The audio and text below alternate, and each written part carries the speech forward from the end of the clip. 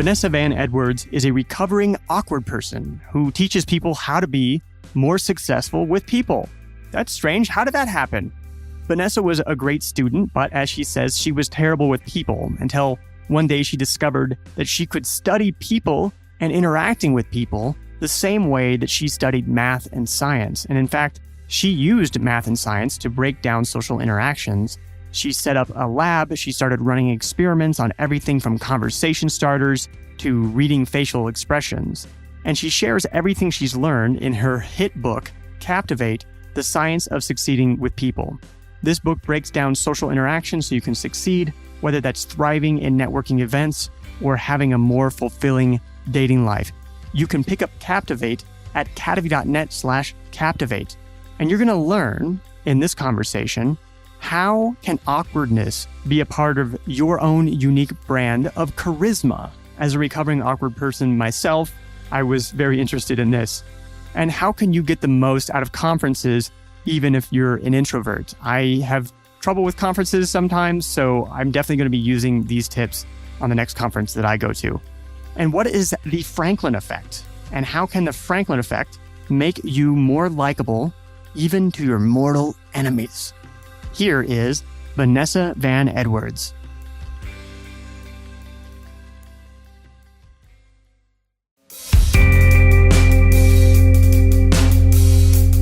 I'm here with Vanessa Van Edwards. And Vanessa, I love that you call yourself a recovering awkward person. How awkward were you? So awkward. I had a headgear and everything. I don't know if that is that makes it a certified awkward person, but I was I had a few years with a headgear on the playground. I even forgot about headgears. I haven't seen one in so long. Oh man, like it was like full around the head and neck kind of headgear. It was a really rough couple of years because at the same time I had such bad social anxiety that I would get hives on the way into school. So I was also covered in red bumps from head to toe. Yeah. Actually, we might need to fill in some of our younger listeners on what headgear even is, right? Oh, no. Headgear is this horrible contraption that when you have braces, it's a metal and fabric harness for your head that hooks onto your teeth and is held in the back by a strap. Yeah, it's mostly for like overbites, right? Exactly. It's not Invisalign. It's a little bit more. It's basically, pronounced. It's screaming. It's an alarm to the bullies to say, please come pick on me. Please pick on me. That's what it is. So is that how the awkwardness manifested itself? What were the consequences of that awkwardness?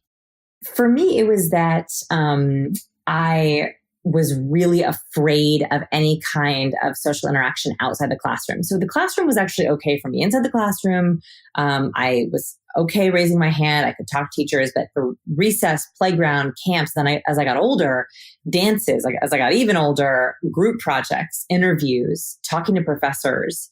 And so it became this real liability because what was kind of a, funny, awkward thing as a kid, socializing is a huge part of career success. And so it just became worse and worse. And when did that change? There was a big moment in my life where I sort of had viewed IQ and PQ separately. I had never actually even heard of the idea of PQ. I was all about IQ, SAT scores, GPA, all those wonderful acronyms. And someone introduced me, my psychology professor introduced me. I'd taken Psychology 110 as a way of like, maybe this will help with people. And my professor had us do a group project where we had to work with other people to write a big paper. And I went into his office and I was like, I will write double the amount of pages if I can work by myself. And he was very kind. He looked at me and he said, this paper is not about the writing skills. It's about the people skills. And you need to start to study for people like you study for math or science. And I had never thought about soft skills or people skills in that way. I always kind of thought that people were these mystery boxes. You couldn't study them. There were no formulas. There were no blueprints.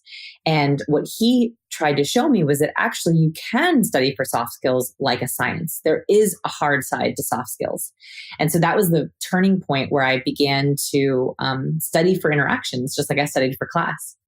And so you had this conversation with your professor. You come to this realization that you can study people skills the same way you might study math skills. What did you then go and do after that?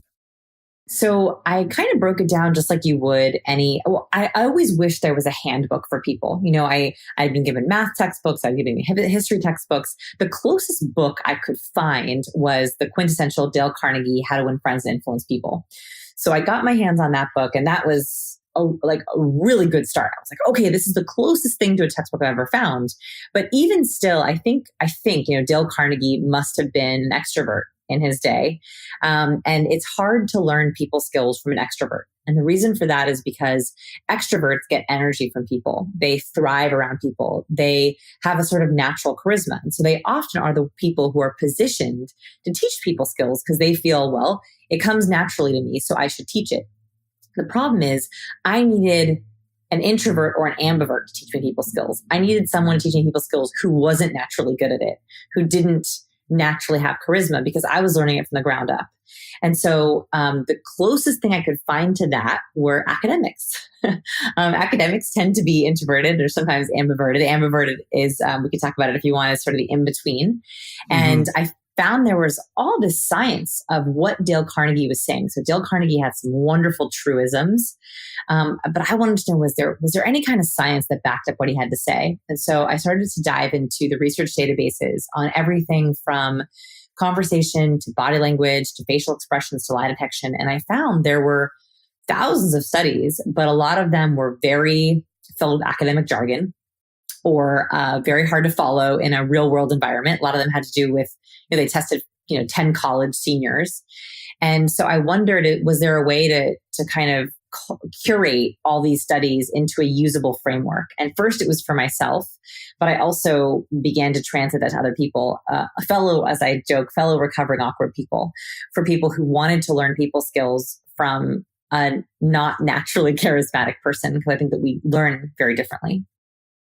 Yeah, I love that observation about maybe Dale Carnegie was an extrovert. And I think that's something you see a lot with a lot of different advice is I almost would rather learn from somebody who knows what it's like to not know the thing that they know. Yeah. And also, I think that what happens is when you try to learn soft skills from someone who's very charismatic, they say things like, just be yourself. And not to get too personal, too deep, but if you don't like yourself, that's a very, very hard piece of advice. And so for a long time, I didn't like myself. And so when I read in, these books that I should be more authentic, be yourself, just smile more. And I didn't really feel like smiling and I didn't really like myself. That was impossible advice. It was overwhelming advice. And so I thought there had to be a different way to go about it, where you were honoring who you were, and you didn't have to feign being an extrovert to be liked. I mean, you were saying that you didn't like yourself. So did this method of studying people like a science, how did that pull you out of that eventually? So much. And that was, I think, the greatest therapy I ever could have had without realizing it. I think what started to happen was there is this ideal of the highly charismatic person as the booming extrovert, right? Kind of that presidential personality where you walk into a room and you dazzle and you have funny stories and you're really impressive. And I had this idea that all the cool kids were that the only way to be liked was to be this bubbly extrovert as a female, a very bubbly extrovert. And that just isn't my natural orientation. And as I started to go into the research and really learn what is charisma from a scientific perspective, what does the research say about charisma? I learned that it's not about being a bubbly extrovert. In fact, one of the things that I teach is that every single person has their own unique brand of charisma. And your life's goal is finding out what your brand is, what your flavor is. Mm-hmm. Yes, there is the bubbly extrovert, and they do great. They're great podcast personalities. They're great, they're great politicians. But there's also the quiet observer. There's also the powerful communicator. There's also the empathetic listener. There's the nurturer. All of these different flavors, and all of them are charismatic. And so what I learned was that I could have a different flavor, and that was still okay. And not only was it okay, that was charismatic, and people liked me better when I was more of myself and not pretending to be something that I wasn't. So is a part of that flavor still being awkward? Yes. So a funny story from a branding perspective. So, all the branding books out there, and I love people skills, but I also love business. I love entrepreneurship. And so my bookshelf is filled with entrepreneurial books and people skills books, and all kind of the brandings experts out there. They say you have to position yourself as the expert. You have to be an expert in your field. You have to put all your accolades up front and your social proof and your media claims. And I went with that for a long time, trying to just beef up the professional credentialed side of the resume. And when I wrote my book Captivate 2 years ago, I had a big argument with my publisher where I wanted to begin the book with all of my accolades, setting myself up as the expert. And she was like, Vanessa, that is not why people read your blog. That's not why people watch your videos. And we had a big fight. And she's like, what really makes you an expert is you're a recovering awkward person. And so I changed the first line of my book. Instead of all about how I'm the expert, the first line of my book is, hi, I'm Vanessa and I'm a recovering awkward person. And I think that is the reason we hit the bestseller list, is because of that opening line. I'm impressed that a traditional publisher took that route, I have the most amazing editor. It's my editor, Nikki Papadopoulos, is a true vulnerability junkie, and she gave me the courage to do it. And I think that from a branding perspective, I've learned that actually not trying to hide my awkwardness, not pretending to be a bubbly extrovert all the time, the people who are struggling with it, if anyone's listening and thinking, God, I can think of 12 networking events I went to where I was like, put on a happy face, just smile through it. If you're that person, you're my person, right? Like, you're the person I want to talk to, because I think there is a better way.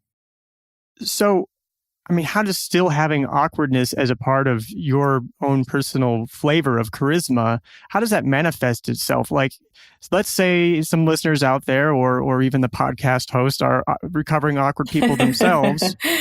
Yes. Just hypothetically. And, how do they embrace that awkwardness in a way that's actually charismatic? Oh, yeah. Okay. So this happens all the time, actually. This manifests, being forthright with who you are and your flavor actually helps you be charismatic, because you know what to ask for, and people feel that it's actually more authentic. I'll give you a very specific example. So I go to a really big conference for entrepreneurs every year. It's a fantastic conference. It's invite only.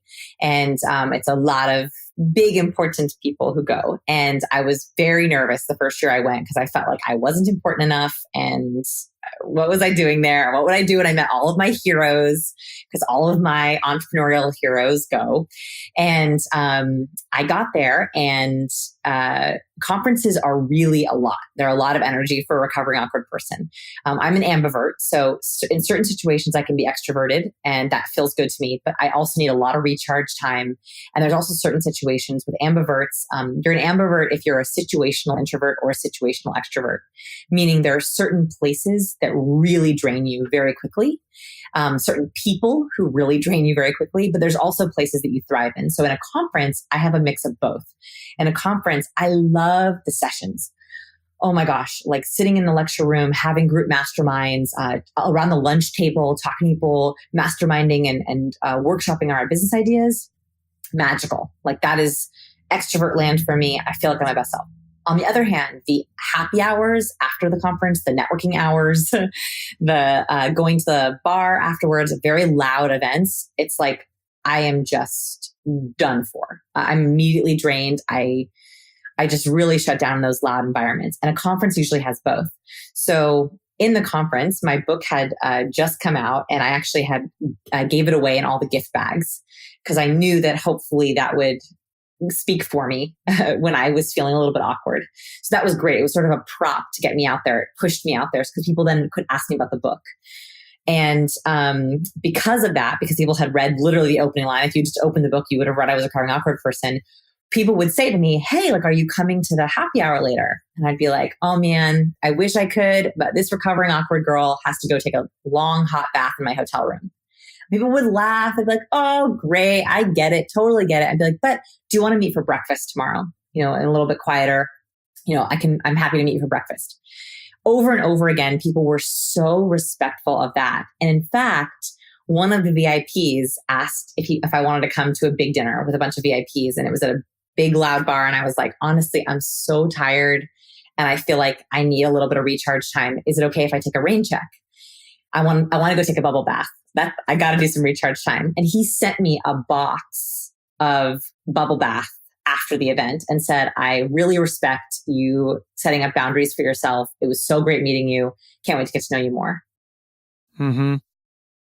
I relate to that so much. I'm an ambivert as well. And when I go to conferences, I really feel, feel a lot of pressure because in one way, I'm at this conference. I feel like I need to take advantage of it. Go, go, go.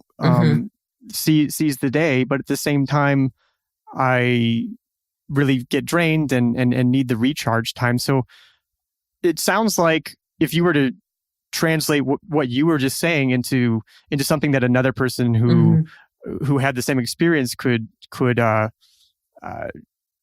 follow, some sort of tips. How would you describe that? Yeah. So I have a big tutorial on my blog about conferences. If you want to check it out, you can. But one of the big tips is to set aside recharge time that could also be networking time. So I totally agree with you, right? Conferences, you want to maximize it. That doesn't mean that you have to go to every session, every event, every break. So for example, that might be if you work out by recharging, maybe asking people if they want to go on a hike with you, go on a walk with you. At this conference specifically, I remember I went on a hike with one of the people that I hadn't caught up with in a few years because we just didn't get a chance to talk. And I said, hey, I really want to go on a hike every day. You want to go on a hike with me? So is there a way that you can socialize while also recharging? Could be a hike. Could be instead of going to the big happy hour with everyone, asking a few people if they want to do a quieter happy hour across the street at the restaurant across the street. It could also be setting up more breakfast meetings. It could also be that during the lunchtime, big lunchtime session, that midday you're going to need to take a break. That is your sacred nap time where you make sure that you get a room in the hotel or in a hotel across the street. So you actually have somewhere to recharge and replug. It's mapping out your recharge time and adding social time if you can, or guarding and making the time that your alone time really sacred. Otherwise, what happens is you show up at 8 a.m. with your badge and you don't leave till 12 a.m. and the next day you're totally done for. We're going to take a quick break. We've got University of California, Irvine's Division of Continuing Education sponsoring the show. UC Irvine, did you know they're ranked in the top 10 of public universities in the whole US of A. Their Division of Continuing Education has been offering education to adult learners in Orange County since 1962. But you don't have to be in Orange County because they have online courses. UCI's online courses offer flexibility, a real immersive online classroom experience, and you get to collaborate with your peers. There's a ton of certificate programs and specialized studies programs available. You really have to go to the website and see the depth and breadth of everything that they offer. Whatever it is that you want to study, you can do it on your own time, and you can advance your career in as little as 6 months, which that's fast. UCI's Division of Continuing Education wants you to know spring quarter is coming up. Registration is open right now. So visit ce.uci.edu/podcast. Enter the promo code podcast for 15% off one course. You're going to get a discount from University of California, Irvine. That's ce.uci.edu/podcast. Enter the word podcast to get 15% off one course. This offer is valid through March 31st. So get doing this now. Yeah, and this idea of getting people together for smaller get-togethers. I think that's something that I try to do at conferences as well. It really helps, and you get a more intimate connection with those people. And ultimately, I think that's a lot more valuable than just getting a pile of business cards. Yeah. I also, just a side note, I'm a big fan of being an inviter. So I've found a lot of social power. This is, if this is part of your brand of charisma, this might work for you. Being an inviter is actually a very powerful thing. So if you go back to our high school days, when you walked into the lunchroom and you had no one to sit with, it was the worst feeling in the world. And adults, even though we look confident, even though we have our smartphones where we can go on Instagram if we want, we still like to be invited places. And so at conferences, or even in the boardroom or in a lunchroom, your greatest tool is to be an inviter. So sit at a table that's close to where people exit the buffet line. And as people walk by, if you see them kind of have that blank look where they're looking across the room, catch eyes with them and be like, hey, do you want to join me? That is not only a wonderful gift you can give to someone, it also puts you in a position where you can then drive the social interaction in a way that benefits you both. So inviting people to your lunch table. If you're sitting on a bench at a conference or at a bar, being like, hey, do you want to join me? I also really am a fan of, like, if you know there's no dinner plans at a conference, like, typically they'll have a lunch off or a dinner off. You can say, hey, what are you doing for dinner? I was thinking about heading down to that Mexican place that had great reviews. Do you or anyone else you know want to join? Mm-hmm. When you position yourself in that way, it's such an easy way to make people feel included. And it also makes you an influencer almost instantly. And of course, I think what maybe prevents people from doing that is they have some sort of fear of rejection, right? That they're going to invite somebody to sit down and they're going to say, oh no, I'm sitting over there. And now I feel like a total loser or something. Is that something that you experienced? Do you have any ways to get through that to actually make the invites? Yeah. I mean, luckily I've very regularly have people say, oh, I'm so sorry, I'm already sitting with someone, or, you know what, I already had dinner plans. That happens. And it always ends well, because what happens is either someone doesn't have somewhere to sit and they go, oh gosh, great, thanks, hi. Or they say, oh my gosh, I already put my stuff down, but we should definitely catch up later. And I'm like, yeah, we should catch up later, no problem. So it also helps with later. I have seen those people at a different break and they're like, oh my gosh, sorry, we couldn't sit together. Let's catch up now. Or, oh, you already have dinner plans. No worries. We should definitely catch up tomorrow. Yeah, great. I'll see you at breakfast. It's never ended badly because it's a very easy, casual thing. They know that you're just doing them a favor. If you invite someone you don't know to sit with you at lunch, they know that you're just being kind. And I like what you said about energy management, about this idea of having a time when you know that that's when you're going to recharge. But it also makes me think about kind of pre-conference prep as well for managing your social energy. Is that something that you do? Oh, yes. So let's see if I can remember all the tips, and I'm happy to send the link to you afterwards. There's a lot of pre-conference prep that I do.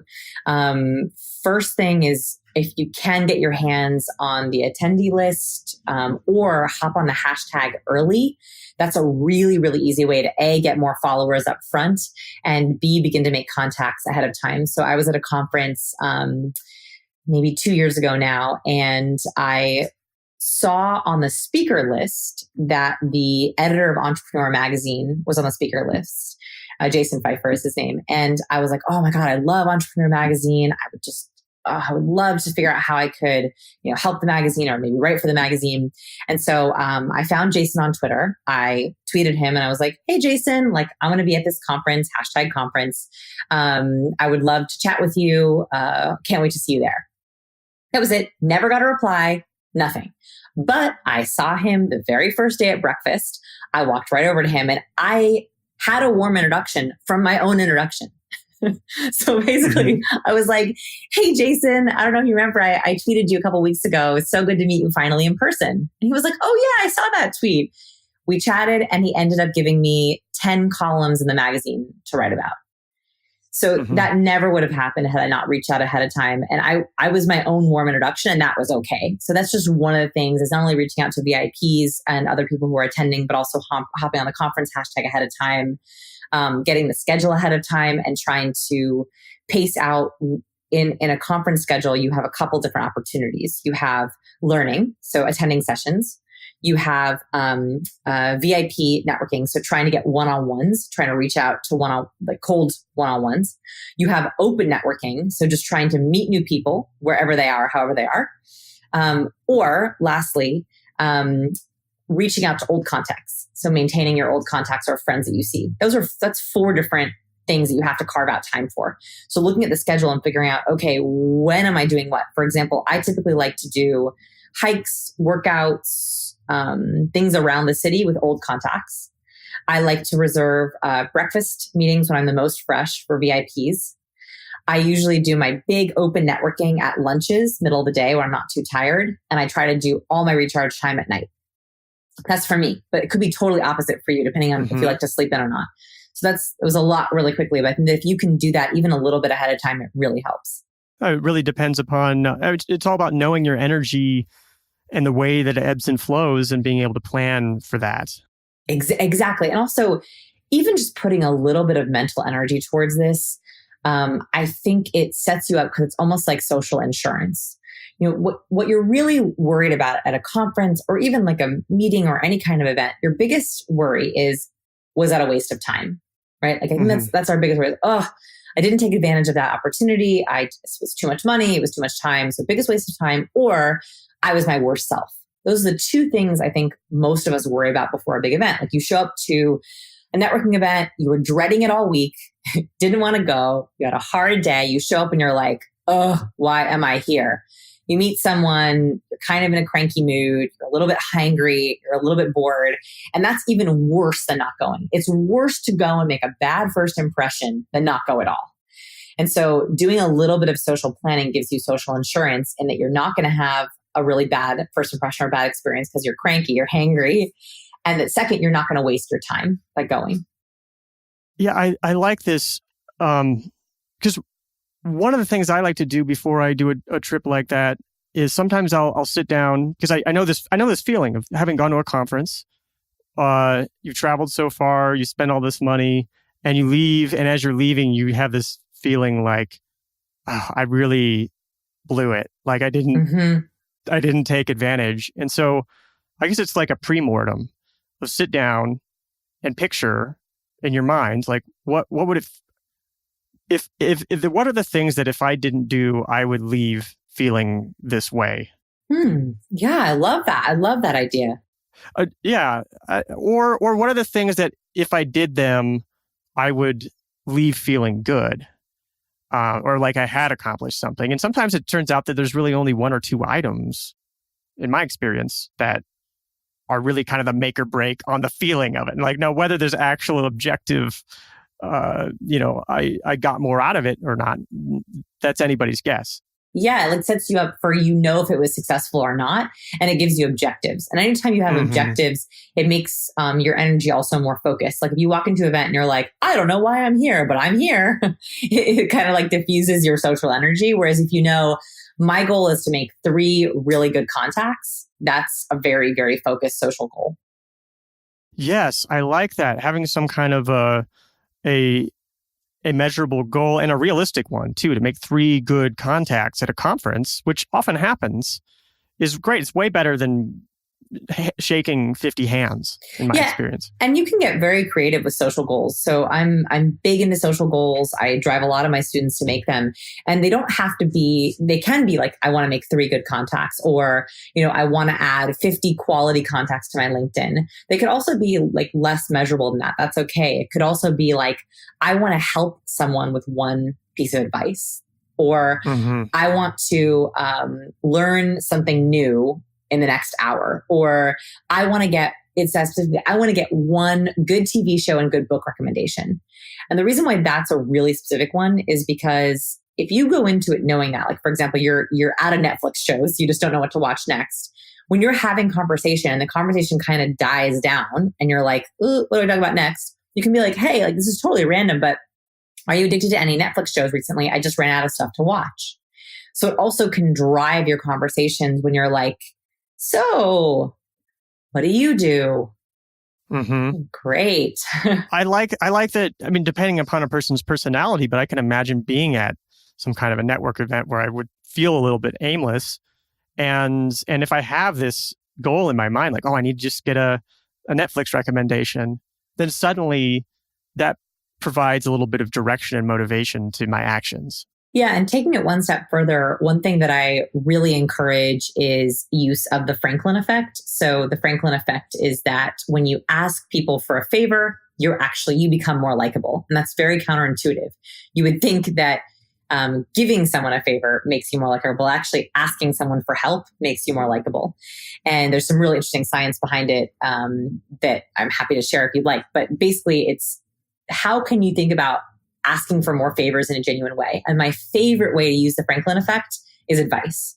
So very regularly, when I go into any kind of business situation or a networking event, I will think to myself, what's one piece of advice I need right now? Like if I'm revamping my blog, or if I want to spice up my YouTube channel, or if I'm having pricing problems, I might go into the event looking for advice on that. And then when I meet someone who I think knows about that topic or issue, I can say, hey, one thing I've really been struggling with, I would love your advice if you have any, is I'm really trying to revamp my blog on the SEO side. You seem to really have mastered that. Do you have any tips for me? That's a very great way to, one, get help that you need, but also two, have directed conversation that gears towards the Franklin effect. Well, and tell us why it's called the Franklin effect, and tell us about that science. Yeah, it's so fun. So it's named after Benjamin Franklin. So Benjamin Franklin, I think, is the one who discovered this idea. He wrote about it in one of his memoirs, where he had a man in government, I think it was in the Senate, I don't remember exactly, who didn't like him. They were on opposite sides of the table. Different party, hated each other, weren't getting along. And he said, I'm going to ask him for a favor to try to have something to talk about with him. And he knew that this man also loved reading. Benjamin Franklin was an avid reader. He also knew this man had a very big library. So he sent a note to this gentleman and he asked to borrow a book from his library, a hard to get book from his library. He said, I really been dying to read this book. I know that you have it. Would you be open to me borrowing it? And the man said, of course. Here's a copy of the book. Return it whenever you have a chance. And they talked about the book and they were friends ever since. And so he discovered this idea that asking for a favor actually is the best bridge you can have to another person. And so a university decided to test this theory where they had, they set up an experiment, very clever experiment, where they had an experimenter do a little game with the participant, and the participant won money. I think it was $5. And at the end of the experiment, there was 3 different trials. The first trial, they gave them the money and they walked away. Fine. Second trial, the experimenter said, hey, can I ask for a favor? I'm running a little bit of short on funding. Would you mind giving me back the $5? I could really use the money on the funding. Okay. And the third one is, I think it was a neutral one where they said they were having trouble with funding, but they didn't ask for the money back. Well, as you can guess, the one where the experimenter asked for the money back after this poor participant had spent an hour doing this dumb math game, rated the experimenter as more likable. And that's shocking. And here's this experimenter who's saying, I run out of money and I need all your money back. So there was no reason for you to spend your entire hour in this lab. That experimenter was more likable. I would love to see a variation of that where the experimenter is really mean to the participant first, to simulate the being a rival effect that Franklin was experiencing. I wonder, I don't remember. It's been a while since I read the study. They might have had something like that. They might have actually. It worked for Franklin. It worked for Franklin. I think it would work. I mean, my experience with this Franklin effect is it works. It works. And it's hard to do, when it's a hard posture to put yourself in, because you got to be really humble to come up to somebody and say, it seems like you know a lot about this thing, and I'm really lost when it comes to this. It just even practicing saying it, it's a little bit tough for me to do it. Yeah. You got to get over yourself. Yeah, you got to get over yourself, and boy, does that feel good. Right? That feels so good when you ask someone, you're like, I am not good at this. Tell me how to be better. And you see them light up because they're so excited to help you. Well, yeah, it feels great for them. I mean, it's like a judo move or something, all the energy comes out of you and gets transferred to that person, and then it starts this virtuous cycle. I think it is judo. I think a lot. I mean, I call all of our skills people hacks. I think it is everything that I teach is kind of like a judo move that hopefully you weren't expecting. Mm-hmm. Well, Vanessa Van Edwards, I recommend everybody check out your book, Captivate, The Science of Succeeding with People. It is that handbook that you were wishing for back when you were, a more awkward person, a less charismatic awkward person. Is there anywhere else that you'd like for people to get more of you? Yeah. So our website is scienceofpeople.com. We have something called People School. It's our big flagship course. If you want to really get advanced, I have a little free audio guide you can check out where I walk you through ambivert, extrovert, introvert, and all of our research is up there. So I hope this was helpful, and thanks so much for having me. Fantastic. Thank you so much.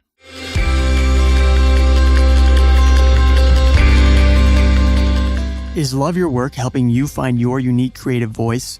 Does it bring you the inspiration and motivation you need to become the creator and human you want to be? If so, please be a part of making this a special and nourishing and thoughtful show. Support the show on Patreon. You'll be an even bigger part of this show than you already are. If you contribute just a coffee a month, you'll be helping support the hosting and production of Love Your Work. Everyone has some unique creative gift to offer the world. Together, we can give people the tools they need to bring that work into the world. The world will be better off for it. Visit our Patreon page at patreon.com/Captivate. This is a different kind of model for supporting the work that you love. The choice is yours. Vote with your dollars, put your money where your mind is, and keep Love Your Work going. Visit our Patreon page at patreon.com/Captivate. As a thank you, you'll get early access, bonus content, and a discount on Love Your Work merchandise. Learn more at patreon.com/Captivate. That's patreon.com/KA, D as in David, A, V as in Victor, Y. And if you can't support the show financially, and you've listened to at least 3 episodes, can you do me a favor? Write a review on Apple Podcasts. You can consider it your donation to help support the show. Love Your Work is brought to you in part by our Patreon supporters, such as mini sponsors Roxana Maynard of Agility Alchemist at agilityalchemist.com and Paula Spriggs, and top supporters such as Jeffrey Mason and Vitas Pinkovicius. This has been Love Your Work, and I'm David Captivate. The theme music for this show is At Sea by Dorena from the album About Everything and More by arrangement with Deep Elm Records at deepelm.com. Love Your Work is a production of Captivate, Inc.